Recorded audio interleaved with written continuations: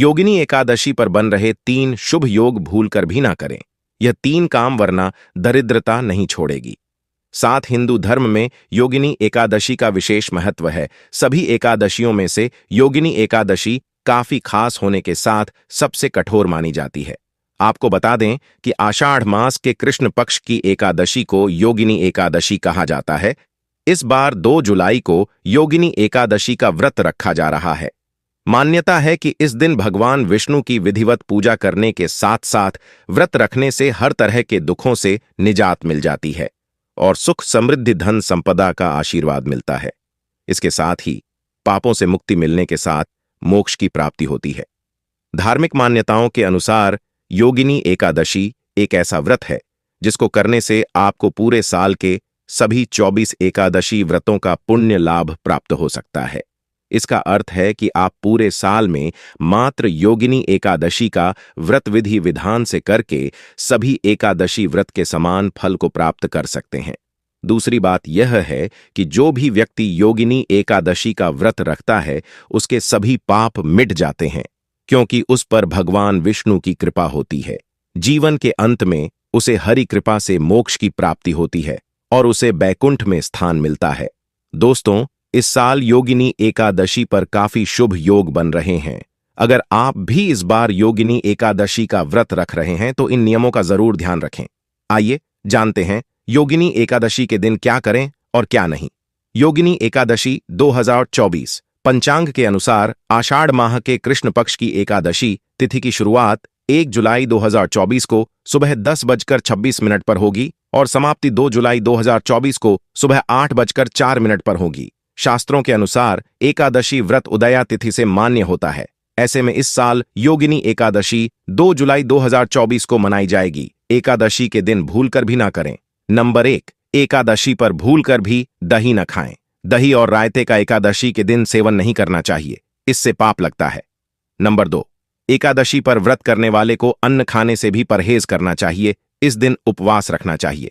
Number 3, Ekadashi के दिन एक ही समय भोजन करना चाहिए।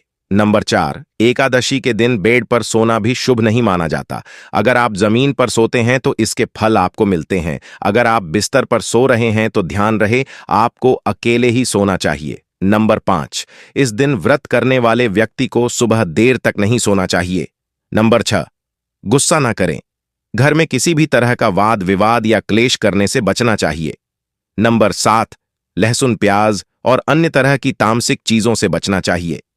नंबर 8, किसी भी तरह का नशा न करें और ब्रह्मचार्य का पालन करें।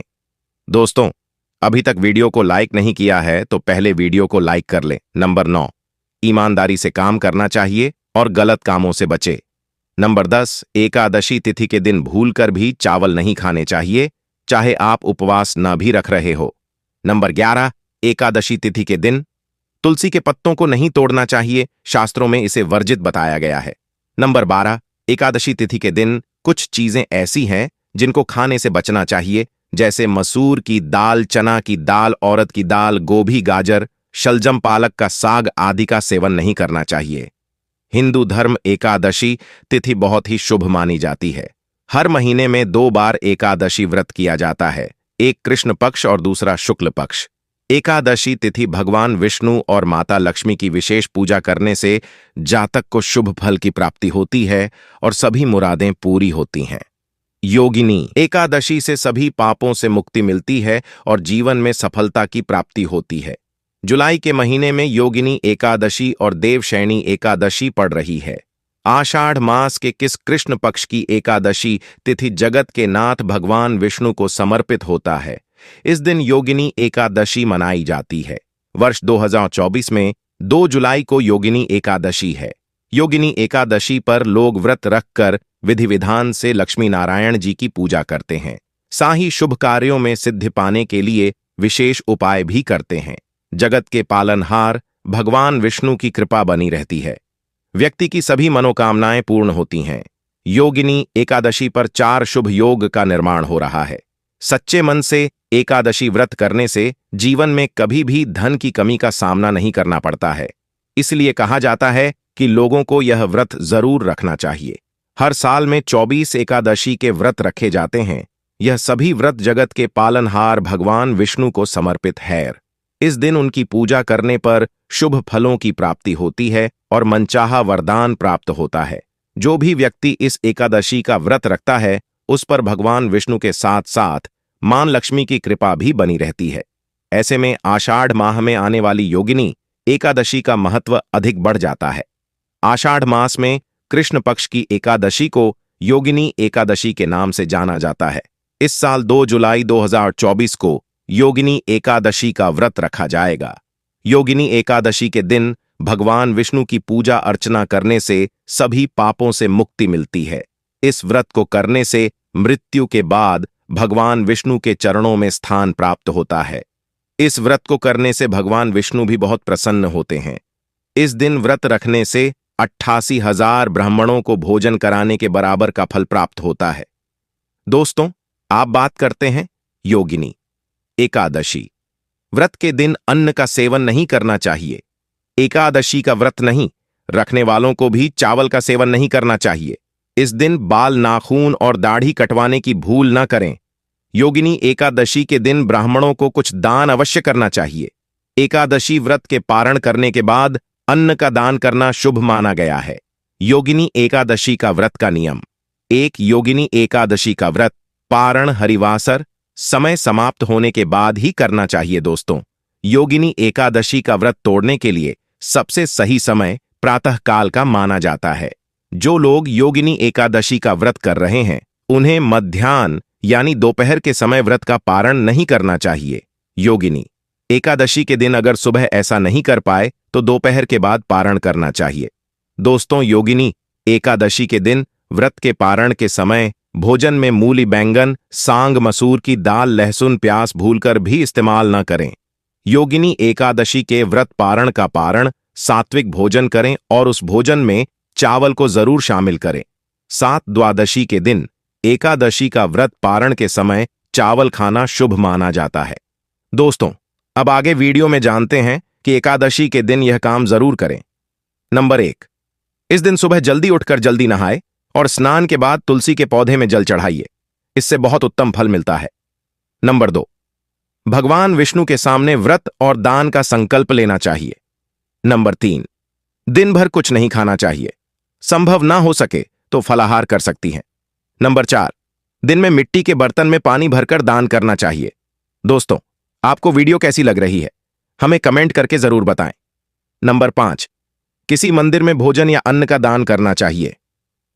नंबर 6, सुबह शाम तुलसी के पास घी का दीपक जलाना चाहिए और तुलसी की परिक्रमा करनी चाहिए।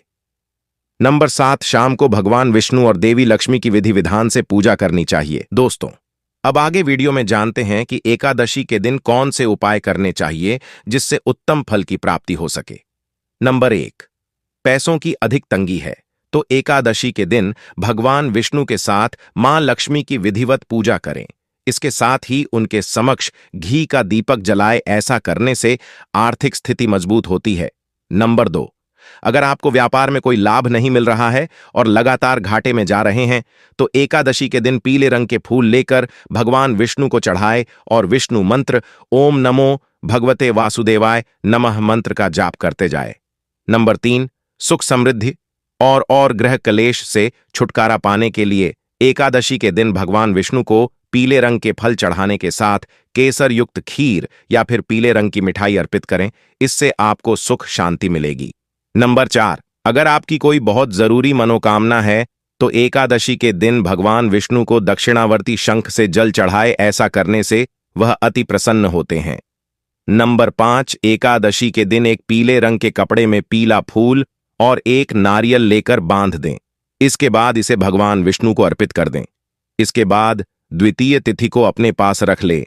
ऐसा करने से पदोन्नति के साथ साथ समाज में मान सम्मान की बढ़ोतरी होगी। दोस्तों, अब हम बात करने वाले हैं योगिनी एकादशी के दिन कौन सी राशि वाले क्या दान करें जिससे विष्णु भगवान की कृपा उनको प्राप्त हो सके। तो दोस्तों, मिथुन राशि के जातक योगिनी एकादशी के दिन जरूरतमंदों को पीले वस्त्र का दान करें। दोस्तों, अगली राशि आती है कर्क राशि के जातक भगवान विष्णु को प्रसन्न करने के लिए लड्डू का दान करें। दोस्तों, सिंह राशि वालों की बात करें तो सिंह राशि के जातक योगिनी एकादशी के दिन गेहूं, चावल और गुड़ का दान करें। दोस्तों, अब हम बात करने वाले हैं योगिनी एकादशी का पारण कब और कैसे करें। योगिनी एकादशी व्रत का पारण कब है? एकादशी का पारण द्वादशी तिथि के दौरान ही करना शुभ माना जाता है। हिंदू पंचांग के अनुसार द्वादशी तिथि 3 जुलाई को सुबह 7:10 पर समाप्त होगा।